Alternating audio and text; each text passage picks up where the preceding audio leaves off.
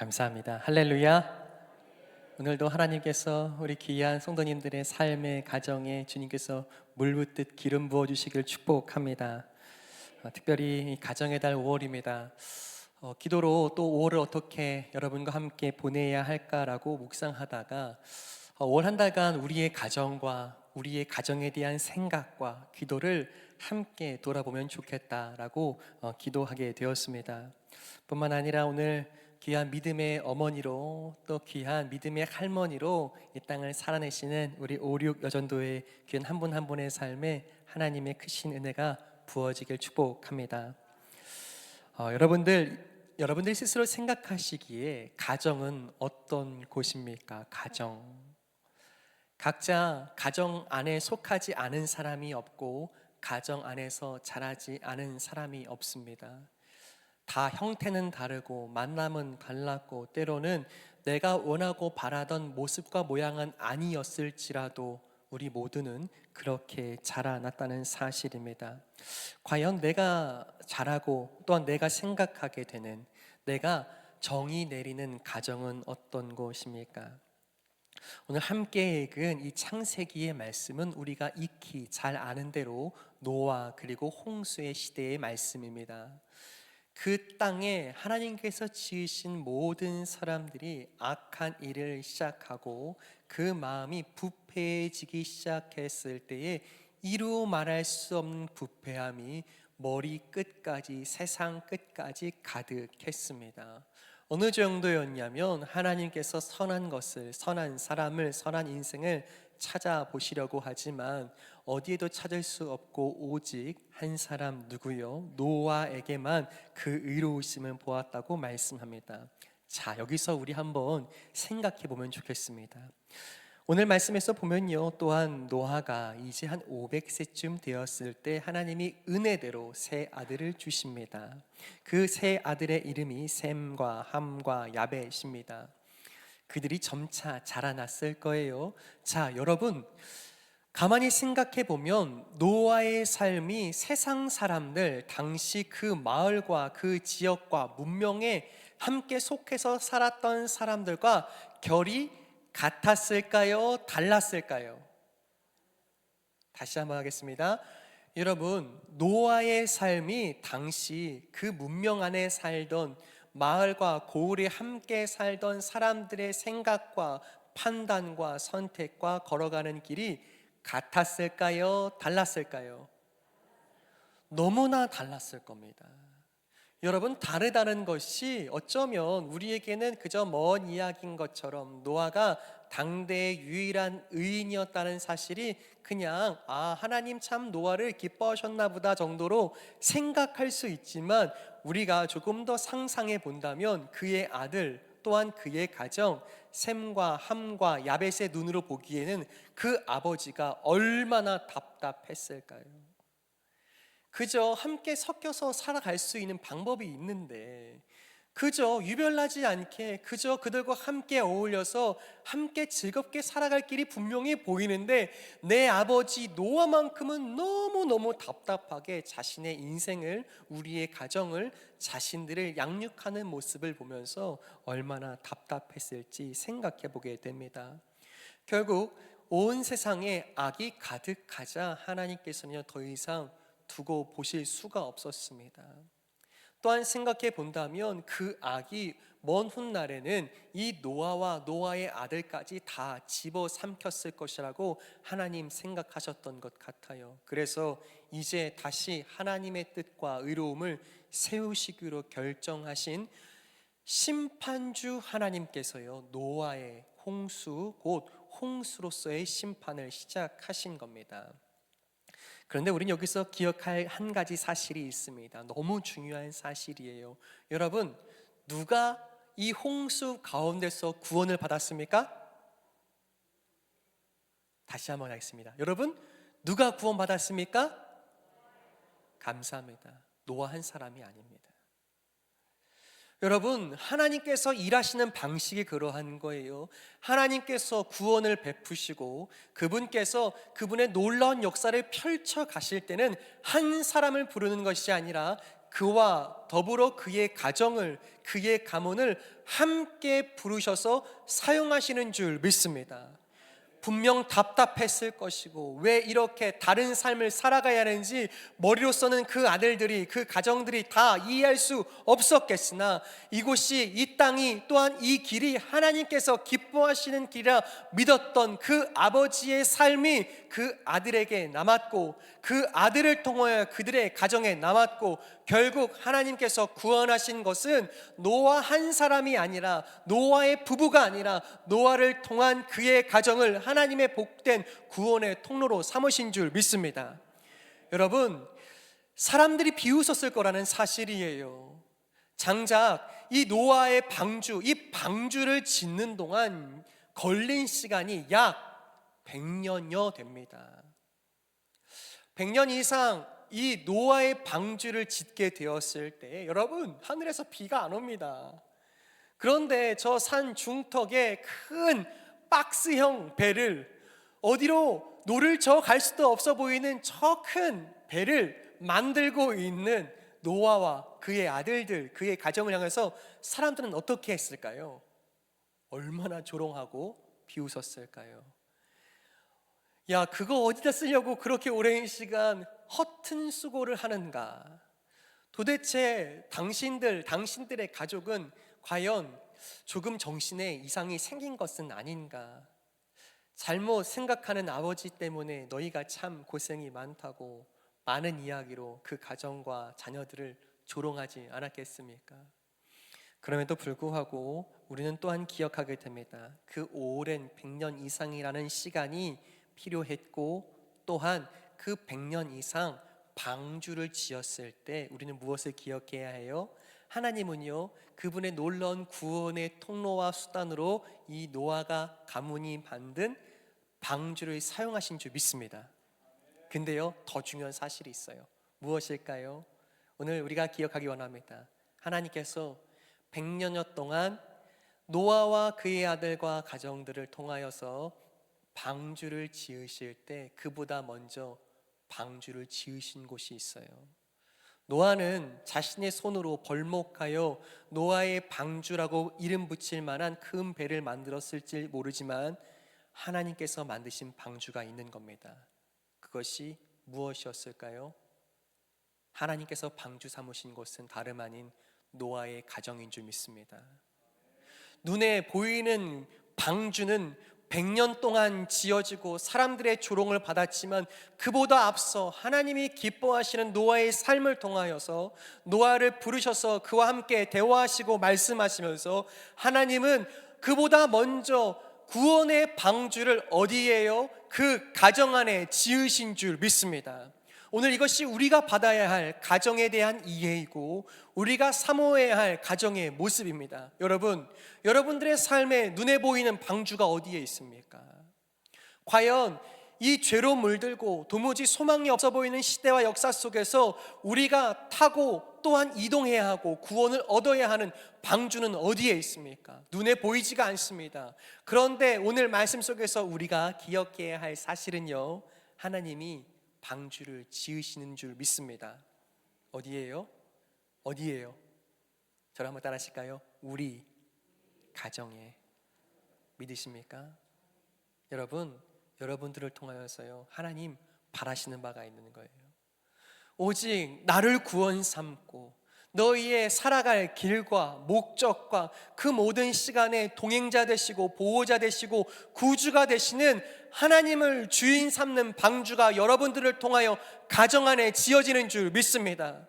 포기하고 싶을 때가 있겠죠. 왜 우리 집은, 우리 가문은, 우리 가정은 왜 이렇게 불편하게 살아가느냐 질문하고 싶을 때가 아이들에게 있을 겁니다. 그런데요, 여러분, 우리가 보여야 할 것이 있어요. 구원은 다른 곳에 있지 않다.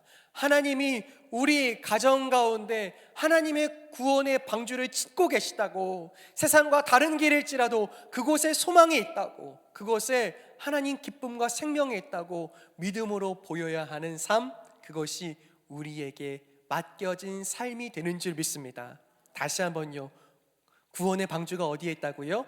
우리 가정에 있는 줄 믿습니다. 자, 이것을 조금 기반 삼아서 여러분께 여쭙겠습니다. 여러분, 모든 가정에요, 사실은 보이나 보이지 않으나 손으로 써서 붙이던 붙이지 않든 모든 가정에 있는 것이 한 가지 있습니다. 무엇일까요? 모든 가정에 있어요. 그리고 우리 자녀들도요, 어렴풋이 아니면 더 명확하게 아는 것이 한 가지 있습니다. 뭘까요? 우리 집 가훈을 다 알고 있습니다. 여러분, 집에 가훈이 있으세요? 언제적 가훈을 이제, 그죠? 여러분, 가훈 있으세요, 없으세요? 있는 가정도 있고 없는 가정도 있고.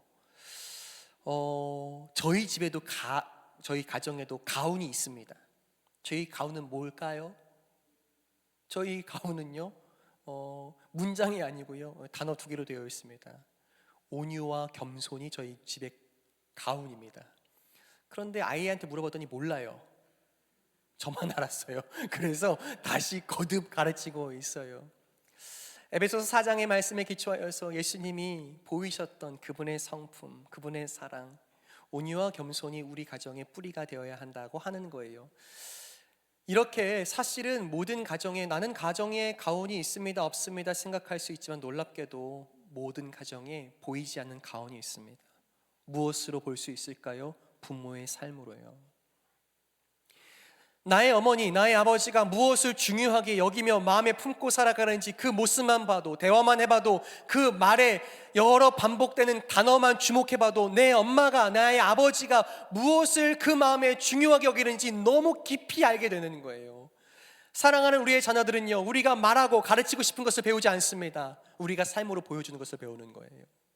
가훈은 우리가 손으로 써서 가훈이 되는 것이 아니라 우리의 삶을 통하여서 가훈 되는 줄 믿습니다. 노아의 삶이 그들의 삶의 가운데인 거예요. 하나님만 따르는 것이 우리의 삶의 목적이다. 그래야만 우리가 살 수 있고 그것이 의로운 길이다. 그것이 하나님께 기쁨이요 내 삶의 참된 소망이다 라고 삶으로 가르쳐주면서 결국 끝내 그 아들의 손과 함께, 그들과 함께 하나님의 구원의 방주를 완성한 것이 아니겠습니까? 여러분, 오늘 여러분들의 삶으로 보여주셔야 하는 가훈이 있습니다. 그것이 무엇입니까? 이제 오늘 저와 여러분들이 먼저 이 가정의 달 첫 번째로 보내는 이 시간에요, 이렇게 마음에 품으셨으면 좋겠습니다. 무엇을요? 우리 가정의 영적인 가훈은 무엇이 되어야 하는가? 영적으로 우리 가정이 우리의 자녀들과 함께 품어야 하는 영적 가훈은 과연 무엇인가를 마음에 생각해 보시고 기도하시며, 이 가정의 달 5월에 2025년에 여러분들의 가정들마다 영적인 가훈이 새겨지기를 축복합니다. 온유와 겸손도 괜찮습니다. 다 쓰세요. 허나 여러분들이 생각하시는, 주님을 깊이 만나고 우리의 자녀들이 그러하기를 소망하는 우리 가정의 방주, 그 이름과 목적, 그 영적인 가훈이 온전히 새겨지기를 축복합니다. 자, 그렇다면 이제 조금 더 나아가서요, 제가 이 가정에 대해서 여러분과 함께 나누고 싶은 것을 오늘 조금 여러분에게 나누어 드렸습니다. 여러분, 가정 생활이라고 한다면 누가 더 많이 하셨겠습니까? 어쩌면 우리 성도님들이 저보다 더 오랜 시간 가정을 섬겨주셨고 그 가정에서 삶으로 살아내신 시간이 훨씬 더 긴 줄 압니다. 또한 우리 오륜 여전도의 우리 귀한 한 분 한 분을 생각해 본다면 얼마나 애써 가정들을, 또 귀한 자녀들을 섬기셨는지 너무 잘 압니다. 그런데요, 오늘 제가 여러분과 나누고 싶은 것은, 그러면 성경적으로 이 가정을 어떻게 이해하고 우리 마음에 받아들이는 것이 옳은가? 세상이 윤리적으로 도덕적으로 가르쳐주고 그렇게 사회적으로 배운 가정 말고 성경을 통하여 하나님께서 이 가정을 어떻게 우리가 이해하고 받기를 원하시는가 나누기 원합니다. 그럼 먼저 여러분 기억하시면 좋겠는데요, 가정은 어떤 곳입니까? 라고 누군가 묻는다면 여러분 어떻게 답하시면 좋을까요? 여러분, 가정은 어떤 곳입니까? 질문이에요. 이제 답하셔도 괜찮습니다. 여러분, 가정은 어떤 곳이죠? 천 집사님, 가정은 어떤 곳입니까? 어렵습니다. 할렐루야, 어렵습니다. 가정은 어려운 곳이라는 뜻이 아니고, 그죠? 어려운 곳이라는 뜻이 아니고, 무엇이라고 말하기가 참 어렵다는 거예요. 많은 사람들이요, 가정이라고 하면 나의 삶의 고된 일을 마치고 하루의 일상의 모든 시간들을 이제 마치고 나의 옷깃을 여밀어서 이제는 가서 쉬어야 할 곳, 내 삶의 안식처와 보금자리로 이해할 수 있습니다. 여러분, 맞습니까? 들립니까? 맞습니다. 그런데요, 그것은 사실 일반적인 이해입니다. 문제는 무엇이냐면, 그렇게 하루 고된 일을 내 에너지와 삶과 감정과 모든 것을 다 이 가정 밖에서 다 써버리고 어떻게 해요? 집에 오면 모두가 다 쉬려고 하는 게 문제예요. 누군가는 그 자리에 앉아서 서로의 삶을 들여다보고 들어주며 대화하고 서로의 마음을 어루만져 줘야 하는데, 사실 그냥 가정은 안식처다, 휴식처다, 그냥 쉬면 그만이다, 나는 집에서 쉬기를 바란다고 말한다면 여러분, 딱 반쪽짜리 답입니다. 여러분, 우리는요 그저 가정을 휴식처, 안식처로 받지 않으시길 축복합니다. 여러분, 그렇다면 가정은 어떤 곳이어야 할까요? 저희 사역자들도요, 이제 교회에서나 어떤 사역들을 잘 마치고 하루의 일과를 마치고 집으로 돌아갈 때 하는 인사가 있습니다. 뭘까요? 편히 쉬자. 편히 쉬었다가 큰일 납니다. 네. 여러분, 편히 쉬자는 게 목적이 아니고요, 저는요 이것을 진짜 마음에 이게 새기며 살아야겠다라고 이게 마음에 새기는 게 있어요. 무엇이냐면 이렇게 인사합니다. 자, 이제 가정 사역하러 갑시다 예요. 이해되세요? 이해되세요? 그리고요, 제가요 이제 결혼할 무렵부터 이 생각을 좀 정리하면서, 나도 이제 설교자로, 목회자로, 또한 가장으로 살아가야 될 텐데 그냥 말뿐만이 아니라 내가 믿는 바대로 내가 살아봐야 하지 않겠나 생각하면서요, 연습하고 또한 이제 결정한 반복된 루틴이 있습니다. 무엇일까요? 집에 들어가기 전에요, 집에 들어가기 전을 마치고 나서 내가 다시 집에 내 가정을 사역하러 가야 한다고 믿고 고백하며 집에 들어가는 겁니다. 그저 내가 나의 하루의 모든 시간들을 다 내가 에너지로 다 써버렸으니까 나는 이 집에서 더 이상 할 일이 없다고, 나는 쉬기만 원한다고 한다면 여러분, 그것이 사역이 될 수 없습니다. 그리고 시작해야 하는 것은 내 마음을 다시 다잡고 내가 이 가정에서 남편으로서, 아버지로서 해야 할 역할이 있다고, 완벽하지도 않고 잘 하지도 못하지만 그럼에도 불구하고 나는 여기가 또 다른 나의 사역지라고 생각하며 사는 것이 옳다고 믿습니다. 여러분, 가정은 어떤 곳입니까? 저를 한번 따라 하시죠. 여러분들의 마음에도 새겨지고 축복합니다. 가정은 소명지입니다. 무엇이라고요? 소명지인 거예요. 하나님이 여러분들을 그 가정에 부르신 거예요. 여러분들을 부르셔서 여러분들을 통해서 하실 일이 그 가정에 있는 거예요. 사람이 만든 공동체가 아니잖아요. 여러분, 그저 우리가 어쩌다가 잘못된 만남 속에 맺어진 만남과 가정이 아니잖아요. 하나님이 주셨다고, 하나님이 우리의 가정을 꿈꾸게 하신다라고 믿잖아요. 그렇다면 그곳은 하나님과 내가 함께 꿈꾸며 하나님 원하시는 것을 살아내야 하는 소명지가 나의 가정 되어야 할 줄 믿습니다. 여러분, 가정은 소명지어야 해요. 하나님 나를 이 가정에 부르셨다고, 나를 아내로, 어머니로 부르셨음을 믿으시길 축복합니다. 우리 5, 6 여전도의 한 분 한 분 가정이 어떤 곳이라고요? 소명지라고요. 하나님이 부르신 줄 믿습니다. 사랑하는 성도 여러분, 우리의 가정이 어떤 곳이라고요? 소명지라고요. 이 믿음이 여러분들의 마음에 온전히 고백되길 축복합니다. 그 소명들 가운데 노아가 그러했던 것처럼 삶으로 보여줘야 하는 영적 가훈이 있는 거예요. 세상을 살아가는 여러 방법들이 있겠지만 내가 너의 삶에, 내 자녀의 삶에, 우리 손주들의 삶에 보여줘야 할 영적 가훈은 말이나 글씨로 가르쳐주는 것이 아니라 삶으로 남기는 것이라고 이야기하며 삶으로 보여주며 남겨져야 할 영적 가훈은 우리 소명지인 가정 안에서 고백돼야 할 줄 믿습니다. 자, 그래서요, 한번 생각해 본다면 그 소명지로서의 가정, 그렇다면 첫 번째 이 가족의 탄생이라는 부분이 있습니다. 떠남으로부터 한번 같이 읽어주시겠습니까? 시작. 떠남으로 시작되어 연합으로 완성되다 이렇게 되어 있어요. 여러분께 한번 여쭙겠습니다. 여러분, 오래전부터 신앙생활하면서 듣게 되는 한 이야기가 있습니다. 그리고 마치 그것을 간절히 기도해서 끊어내지 않으면 큰 문제가 생길 것 같은 이야기가 있었어요. 무엇이냐면 가계의 저주에 대한 겁니다. 가계, 이 가문에 흐르는 영적인 저주가 있다는 거예요. 여러분께 여쭙겠습니다. 여러분, 가계의 저주가 있어요? 없어요? 자, 여러분께 한번 정리해드리고 싶습니다. 여러분, 가계, 이 가문에 흐르는 저주가 있습니까? 없습니까? 여러분 확신하십시오. 없습니다. 여러분, 결코 없습니다. 그것은 두려움을 주기 위해서 우리 마음 가운데 들어온 또 다른 나의 한계를 뛰어넘고 내가 어쩔 수 없는 내 능력을 벗어난 두려움을 주기 위한 단어이지만 여러분, 가계의 저주가 있지 않습니다. 허나 무엇이 있을까요? 각 가정들마다 있는 것이 있으니 그것이 가정 문화입니다. 뭐가 있다고요? 가정 문화가 있어요. 마치 나라와 민족과 민족이 다 가지고 있는 나름대로의 공동체 문화가 있죠. 그런데 놀랍게도요, 가정이라고 하는 작은 이 공동체에도요 문화가 있습니다. 그 문화의 뿌리는 무엇일까요? 부모의 가치관이에요. 그 부모가 보이는 언행, 부모가 보이는 생각, 말, 뒷모습과 걸음걸이까지도 그 가정의 문화가 됩니다. 그것을 누가 배울까요? 자녀들이 배우는 겁니다.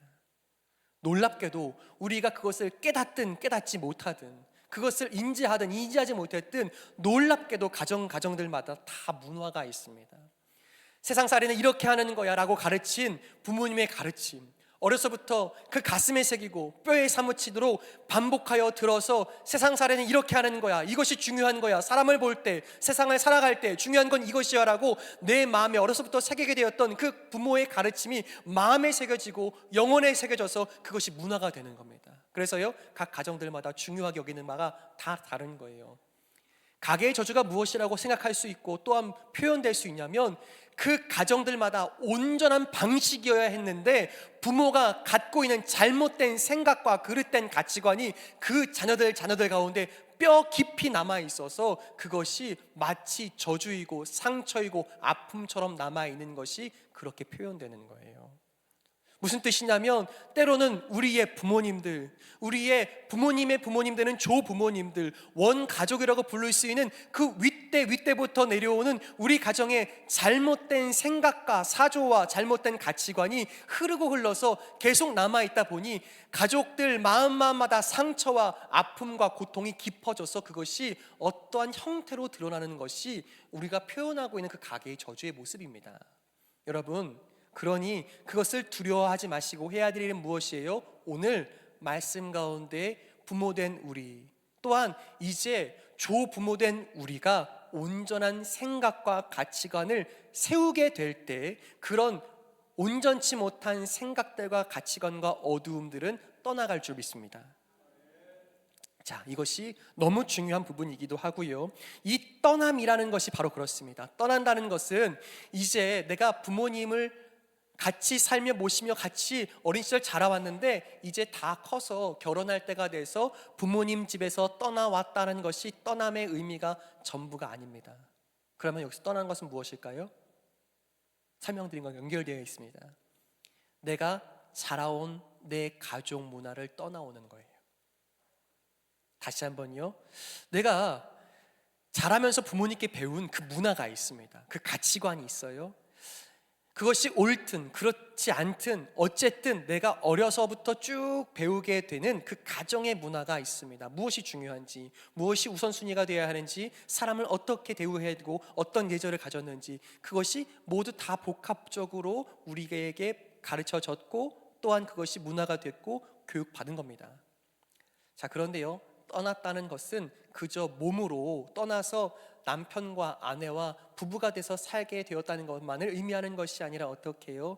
그 원가족 부모님과 함께 살았던 그 문화에서 이제는 떠나 또 다른 사람과 함께 만나 살게 되는 것이 떠나는 것인 줄 믿습니다.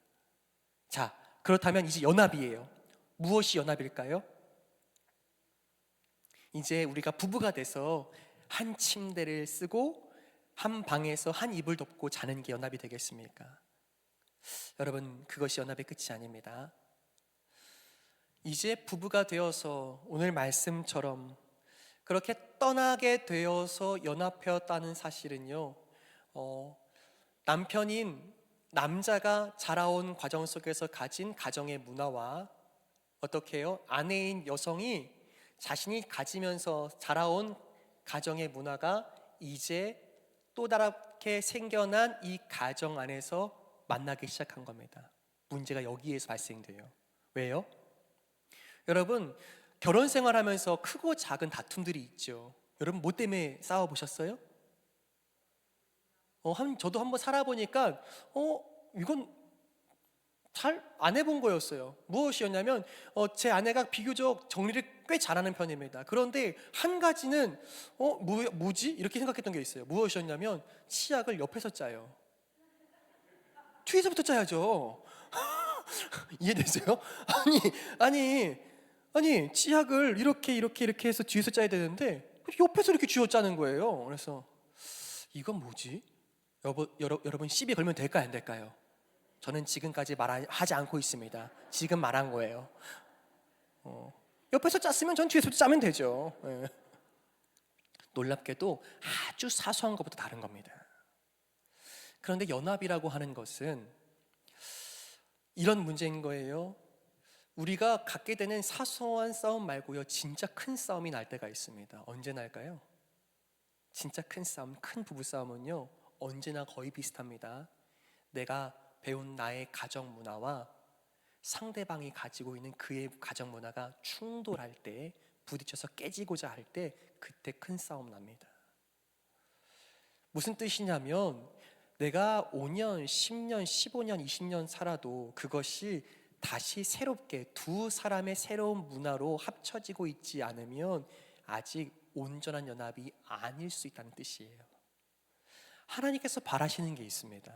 무엇이냐면 내가 그저 몸만 떠나와서 내 남편, 아내와 함께 사는 것이 아니라 이제 내 남편, 나의 아내로 받아들였을 때 이제는 서로 너무나 다른 환경과 문화 속에서 자라왔지만 우리 두 사람의 문화를 새로 경작하며 살겠습니다. 이것이 진짜 성경이 말하는 연합인 줄 믿습니다.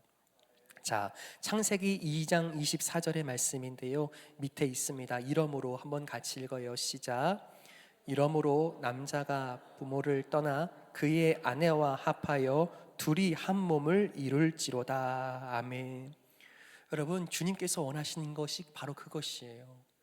이제 무엇이 옳은가? 예전에는 부모의 말이, 부모의 생각이 내 삶의 진리와 같았더라면 이제는 성인이 되고 내 삶을 책임질 수 있으며 또한 두 사람이, 성인과 성인이 함께 남편과 아내로 배우자 되어 살게 된 새로운 가정 안에서는 주님 무엇을 우리 가정 가운데 기대하실까? 주님 우리 가정에 무엇을 바라고 원하실까를 말씀 가운데 함께 배워가며 새로운 문화를 경작해 가는 것이 진짜 떠남 연합되는 줄 믿습니다. 여러분, 누구에게 필요할까요? 먼저 우리에게 필요합니다. 여러분, 난 이렇게 배웠어. 왜 당신의 부모님은 그렇게 가르쳤어? 라고 지적하거나 때로는 비판하거나 그렇게 어려운 말들을 함부로 내뱉지 않으시기를 예수님의 이름으로 축복합니다.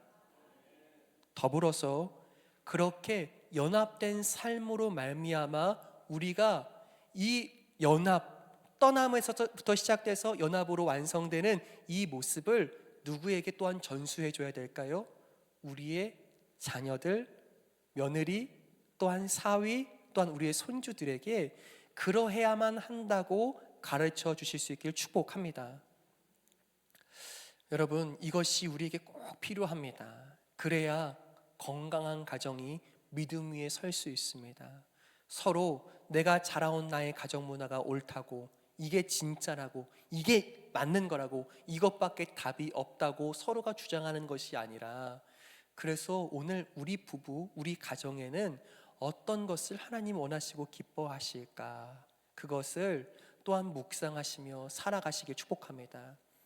저의 원 가족, 저희 담임 목사님의 가훈은 뭐였는지 잘 기억이 안 나요.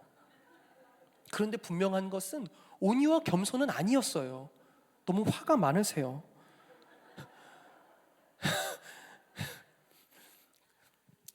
무슨 뜻이냐면, 나쁘다는 뜻이 아니라, 그분 우리 담임 목사님께서는 이게 많으세요. 아무튼 그리고 나는 다른 길을 가겠다는 거예요. 말씀 앞에서 내가 발견한 나의 가정의 문화와 우리의 목적은 온유와 겸손이 되어야 한다, 라고 이야기하게 되는 점이 있습니다. 그러다 보니 여러분, 제 아이가 아빠의 화나는 모습을 잘 볼까요? 못 볼까요?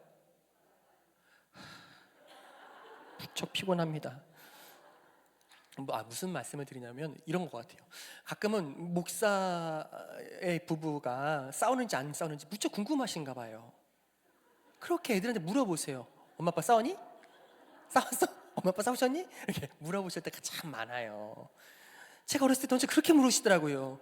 그러면 싸웠다고 할 수도 없고 안 싸웠다고 할 수도 없고 그냥 애매한데, 근데 제가 뭘 보면 알 수 있냐면 제 아이가 눈치가 있을까요? 없을까요? 너무 없어요. 그래서 한 번은 양육 관련 강의를 잠 듣는데 아이들이 눈치가 빨라질 때가 있대요. 언제냐면 부부 싸움을 많이 하는 가정에서는요, 아이들이요 그 부부의 공기, 부모님의 공기를 빨리 파악하려고 눈치가 굉장히 빨라진대요. 저희 아이는 눈치가 없습니다. 그것으로 답을 하실 줄 믿습니다. 자, 여러분, 그냥 사소한 부분인 것 같지만 정립할 필요가 있습니다. 떠났다, 연합되었다. 그것은 그저 내가 부모님과 함께 살지 않고 새로운 거처에서, 신혼집에서 그렇게 새로운 사람과 사는 것이 떠남과 연합의 전부가 아니라 내가 자랐던 나의 문화, 나의 가정 문화에서 이제 말씀 가운데 스스로 깨닫고 발견하고 또 여러 시간과 대화를 통하여서 나의 배우자와 새롭게 세워가야 할 새로운 우리 가정 문화가 말씀 가운데 경작되어야 한다 고백하는 것이 건강한 가정인 줄 믿습니다. 이것을 여러분들의 가정과 더불어 여러분들의 자녀들 가운데 꼭 전수해 주시고 가르쳐 주실 수 있기를 축복합니다. 하나 있는데 끝날 시간이 다 가가지고 큰일 났어요. 자, 그래서 나중에 좀 더 이어하더라도 시간을 맞춰드리겠습니다. 자, 두 번째입니다. 우리 가족의 행복의 비밀이 있습니다. 저는 이 가족이 행복할 수 있고 부부가 참으로 행복할 수 있는 진짜 비결이 무엇일까? 제가 또 같이 말씀을 묵상하면서 또 고민하다가요, 여기에 답이 있다고 믿습니다. 한번 서로의 그 문장을 읽어주시겠습니까? 시작. 서로의 행복을 위해 나를 내어주다. 한 번 더요. 시작. 서로의 행복을 위해 나를 내어주다. 이렇게 되어 있습니다. 여러분, 많은 가정들이요, 제가 결혼 생활을 고작 해봤자 10년 조금 남짓했지만, 그런데 또 하나님이 기회를 주셔서 참 여러 가정들과 함께 대화하고 만나고 가정의 형편과 상황들을 듣게 되는 시간들을 하나님이 주셨습니다. 그래서 어디서부터 조금 교정과 회복이 필요한가, 이 가정, 부부를 함께 생각하게 됐을 때 어디에서 또한 회복이 온전히 이루어질 수 있을까를 참 오랜 시간 실험해 본 기억이 있습니다. 여러분, 왜 불행할까요? 결혼 생활이 분명히 너무 사랑해서 결혼하셨잖아요. 맞죠? 다시 하겠습니다. 여러분, 정말 사랑하셔서 결혼하셨잖아요. 무척 후회가 가득한 대답을 하지 마시고 그런데요, 막 그런 얘기 하시더라고요. 어떤 제 강사님은 정말 죽을 만큼 사랑했는데 이제는 죽일 놈이 됐다고 막 이런 이야기들 막 하시는 거예요. 그런데 그 사랑이 사실은 변한 게 아니죠. 이런 겁니다. 여러분, 결혼의 목적이 있었어요. 여러분, 왜 결혼하셨죠? 너무 오래돼서 까먹었어요. 다시 하겠습니다. 여러분, 우리 자녀들에게도 결혼의 목적이 있습니다. 결혼을 왜 할까요? 이거는 너무 중요한 질문입니다. 결혼을 왜 하는지 묻지도 않았는데 목적도 모르면서 결혼하면 사고가 일어납니다. 여러분, 결혼 왜 할까요?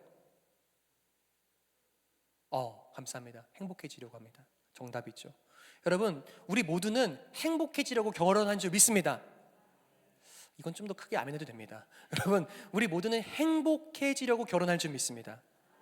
그런데요, 문제가 있습니다. 무엇일까요? 그게 누구의 행복일까요? 누가 행복하려고 결혼했죠? 놀랍게도 이 우리의 결혼의 목적과 우리의 결혼을 해야 하는 이유를 말씀 앞에서 물어보지 않으면 언제나 결혼의 목적인 행복은 나의 행복입니다. 무슨 뜻이냐면 결혼했습니다. 무슨 뜻이냐면 결혼하면 저 배우자가 나를 어떻게 해요? 행복하게 해줄 거라고 믿은 겁니다. 그 믿음은 잘못됐죠. 왜요? 결혼해 보니까 어떻게 해요? 나를 행복하게 해줍니까? 안 해줍니까?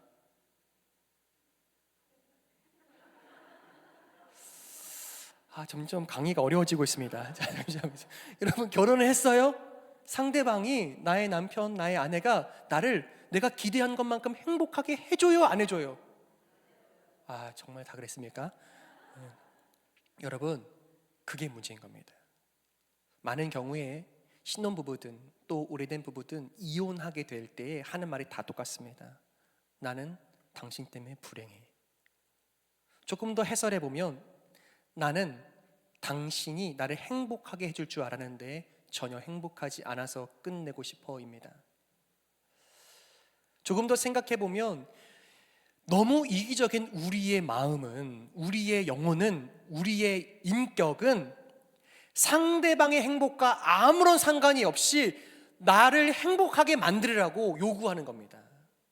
남성들인 경우에는요, 이제 결혼하면 나 혼자 밥 안 먹어도 되겠지, 내 아내가 언제나 따뜻한 밥으로 내 밥상을 차리겠지, 그렇게 나를 행복하게 해주겠지라고 아주 이기적인 생각으로 그 결혼을 결정하고 꿈꾸는 겁니다.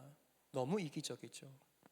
아내의 입장은 어떻습니까? 이제 나는 내가 삶에서 감당할 수 없는 큰 문제들과 어려움들을 넉넉하게 내 남편이 앞에서 모든 것을 막아주고 나를 보호해 줄 것이라고 기대하면서, 그러면 이제 부모님께서는 나를 참 어렵고 힘들게 만들었는데 그 모든 것을 내 남편이 감당해 주겠지라고 기대해 보는 겁니다. 그리고 내 행복만, 남편은 어렵든지 말든지 어떤 수고로 땀 흘려서 수고하든지 말든지 상관없이 나를 보호해달라고 요청하는 겁니다. 서로 빈손만 내밀고 있는 거예요. 문제가 거기에 있습니다. 결국 헤어질 때도 빈손입니다. 여러분, 결혼의 목적은 행복입니다. 믿으시면 아멘할까요? 그런데요, 나의 행복이 아니라, 한번 저를 따라하실까요? 당신의 행복. 누구의 행복이 목적이 되어야 한다고요? 당신의 행복이 결혼의 목적이어야 하는 줄 믿습니다. 여러분, 이것은 새로운 이야기가 아닙니다. 우리가 맺는 결혼 서약이 그렇고 우리의 성혼 서약이 그렇습니다. 내가 한평생 당신을 사랑하기로 한다는 것은 당신의 행복을 위해서 살겠다는 결단과 의지와 결심이 온 증인들 앞에서 선포되는 것인 줄 믿습니다. 결혼의 목적은 행복이 맞습니다. 그런데 이기적인 나의 행복이 아니라 당신의 행복이 목적이 되어서 신랑은 신부를 위하여서 나는 이제 당신을 위해서 산다고 고백하고, 또한 신부 역시도 나는 이제 신랑인 당신의 행복을 위해서 존재합니다라고 고백하게 될 때 그 가정은 정말 성경대로 주시는 행복을 누리게 될 줄 믿습니다.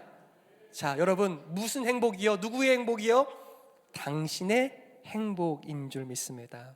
그것을 한 단어로 표현하게 된다면 이렇게 되어 있어요. 한번 가로가 되어 있죠.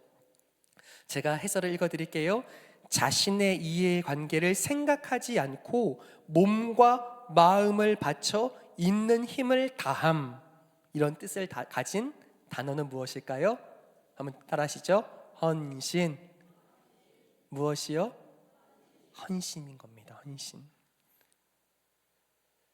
여러분, 헌신하게 될 때, 누구에게? 먼저는 내 배우자에게 내 몸과 마음을 바쳐 나는 당신의 행복을 위해서 존재한다고 보여주게 될 때 그 사랑이 진짜 사랑다워지는 줄 믿습니다. 근데 우리는 믿음이 있어요. 어떤 믿음일까요? 헌신하면 헌신짝 된다는 믿음이 있어요. 그래서 난 헌신 안 해. 해봤더니 다 소용없어. 중요한지들 몰라. 내가 늘 그렇게 해야 하는 줄만 알아라고 우리 마음에 또 다른 믿음이 생겼잖아요. 그렇죠? 그런데 여러분, 성경적인 사랑은, 성경적인 가정은, 성경적인 부부는 서로의 삶에 나의 소유를 내 삶에 주장하지 않고 내 삶이 당신 것이라고 주장하는 것, 그렇게 고백하는 것이 되어야 할 줄 믿습니다. 여러분, 그래서요, 이 헌신은 그저 사람이 스스로 시작한 것이 아니죠. 사실 이 헌신, 진짜 사랑, 가정 안에, 부부 안에 있어야 하는 이 사랑은 우리가 스스로 시작한 게 아닙니다. 에베소서 5장 22절이에요. 한번 같이 읽어요. 시작. 아내들이여 자기 남편에게 복종하기를 주께 하듯 하라. 아멘. 여러분, 남편에게 복종하시는 우리 성도님들, 우리 아내들 되시길 축복합니다. 조금 더 크게 하겠습니다. 여러분들, 정말 남편에게 복종하기를 주께 하듯 하시는 여러분 되길 축복합니다. 아멘. 감사합니다. 그런데 그 복종이 끝이 아닙니다. 에베소서 5장 25절 말씀입니다. 시작. 남편들아 아내 사랑하기를 그리스도께서 교회를 사랑하시고 그 교회를 위하여 자신을 주심같이 하라. 아멘. 여러분, 공통된 마음, 공통된 사랑의 언어가 있습니다. 남편에게도 아내에게도 무엇입니까? 헌신인 거예요. 주님이 우리를 사랑하신 방식입니다. 십자가입니다. 무엇입니까? 그분의 온 마음과 영혼을 바쳐서 우리를 사랑하신 거잖아요. 그 십자가는 그래서 사랑인 거잖아요. 그 사랑의 원초적인 시작이 어디에 있습니까? 십자가, 예수님의 사랑에 있습니다. 그래서 우리는 우리의 남편을, 우리의 아내를 헌신하여 사랑하게 하는 것인 줄 믿습니다. 여러분, 우리 5, 6 여전도회의 헌신 예배는 오늘 먼저는 예수 그리스도를 향한 헌신인 줄 믿습니다. 그리고 또한 헌신이 될 줄 믿습니다. 누구를 향한 헌신이요? 저를 따라하시죠. 남편. 남의 편이 아니에요. 여러분 편으로 사시는 그 귀한 배우자들을 위해서 사랑으로 헌신하여 섬기게 될 때요, 여러분, 그 삶을, 그 사랑을 우리의 자녀들이 보고 자라가게 될 줄 믿습니다. 좀 부끄러운 얘기 같지만 사실은 제가요, 이것을 저의 결혼을 준비하면서 정말 오래도록 고심하면서 정의한 내용입니다. 과연 어떻게 행복한 가정을 꿈꿀 수 있을까? 정말 살아보고 싶은데 어떻게 부부의 행복은 어디서 누릴 수 있을까를 오랫동안 생각하다가요, 결론을 내린 겁니다. 헌신밖에 없겠구나. 그래서요, 제가 아내한테는 말하지 않았습니다. 그런데요, 제 마음에 이렇게 고백을 스스로 했어요. 나는 내 아내의 행복을 위해서 존재한다. 그리고 한번 살아보았습니다. 여러분, 잘 됐을까요? 안 됐을까요? 그래도 최선을 다해 보았습니다. 그런데요, 한 3년째쯤 같이 결혼 생활을 할 때쯤인 것 같아요. 어느 날 아내가 저에게 이렇게 말하더라고요. 여보는, 당신은 나의 행복을 위해서 사는 것 같대요.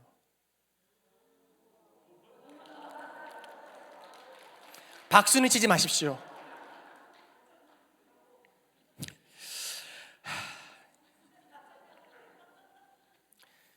그런데 여러분, 제가 그 말을 들으면서요, 사실 하나님께 감사했습니다. 하나님, 이제 제가 섬겨야 할 저의 성도들과 가정들이 너무 먼 이야기 같고 너무 먼 이론 같지만 이 마음들을 함께 마음에 품고 살아갈 때에 진짜 회복은 가정의 회복에 있으니 이 가정들마다 하나님 회복을 주십시오. 기도하게 됩니다. 여러분, 이것밖에 답이 없습니다. 이것밖에 행복이 없습니다. 그리고요, 제가요 이제는 조금 더 감사할 수 있는 것은요, 사실은 문 밖에 내려올 때도, 다시 내려올 때도 제가 수고한 만큼 아내가 결단해 준 줄 믿습니다. 이제는 우리가 가야 할 길이 같으니 문막에 가야 한다고 했을 때에, 여러분, 제가 지지리 못했으면 여기에 시퍼렇게 시부모님이 다 있는데 오고 싶고 있습니까? 허나 제가 지금껏 쌓아온 저의 수고가 있고 헌신한 삶이 있어서 여기까지 오게 된 줄 믿습니다. 말씀을 좀 정리해 볼게요. 오늘 여기까지 하려고 하는데요, 여러분, 저는 정말 기도합니다. 사실 이 강의를 오래전에 여러 가정들과 함께 나누면서요, 또한 우리 드림교회에서 사실은 저보다 한참 인생의 선배가 되신 여러분께 가정에 대해서, 사랑에 대해서, 부부 관계에 대해서 논하는 것이 참 어렵기는 하지만, 그러나 소망하게 되는 것은 우리 가정이 다시 말씀대로 꿈꾸고, 우리 부부가, 우리 사랑하는 자녀들의 가정이 그렇게 말씀대로 꿈꾸게 될 때 진짜 행복이, 진짜 사랑이 온전히 이루어지지 않겠나 기도하게 됩니다. 그런 놀라운 축복을 여러분들의 가문이 누리시길 축복합니다. 그런 충만한 하나님의 도우심이 우리 귀한 가정들마다, 자녀들이 펼쳐가야 할 그들의 인생들마다 누려지기를 소망합니다. 기도하겠습니다. 하나님, 꿈꿀 수 없는 중에 꿈을 꿉니다. 이제는 결혼보다는 이혼이, 또한 소망하며 꿈꾸는 예식보다는 비혼이, 조론이 훨씬 더 풍성하게 이야기되는 이때에 다시 주님이 주시는 섭리와 질서에 따라서 이 말씀을 마음에 새겨봅니다. 노아의 가정처럼 구원의 방주를 우리 가정 가운데 지으시는 하나님의 손길이 우리를 위하여 부어지는 은혜가 되게 하여 주시옵소서. 하나님께서 주시는 바 주의 크신 은혜와 자비하심이 사랑하고 복된 사랑하는 성도들의 가정들마다 주의 은혜로 부어지게 하여 주시고, 진정한 회복과 사랑이 임하게 하여 주시며, 깨어진 심령들이 다시 그 마음에 주시는 생기와 소망 가운데 헌신된 삶으로, 헌신된 사랑으로, 주님 닮은 모습으로 살아가게 될 때에 진짜 사랑이 다시 시작되게 하여 주시옵소서. 그렇게 우리와 우리의 가정이, 또한 우리 자녀들의 삶과 그들의 가정이 하나님 앞에 온전한 사랑을 고백하며 살아내게 하여 주시옵소서. 우리 특별히 5.6 여전도회를 주님께서 축복하여 주시고, 그들이 사랑받는 아내로, 존경받는 어머니로 한평생을 살아오지만 여전히 힘들고 어려운 순간들을 마주할 때마다 헌신된 사랑으로, 하나님의 사랑으로 주의 몸된 교회를 섬기고 귀한 가정들과 자녀들을 섬기게 될 때, 특별히 그들의 배우자들을 마음 다해 위해서 기도하고 축복하며 그의 삶을 위해서 사랑을 보태게 될 때 하나님께서 은혜와 자비로 임하여 주시옵소서. 예수 그리스도의 이름으로 기도합니다. 아멘.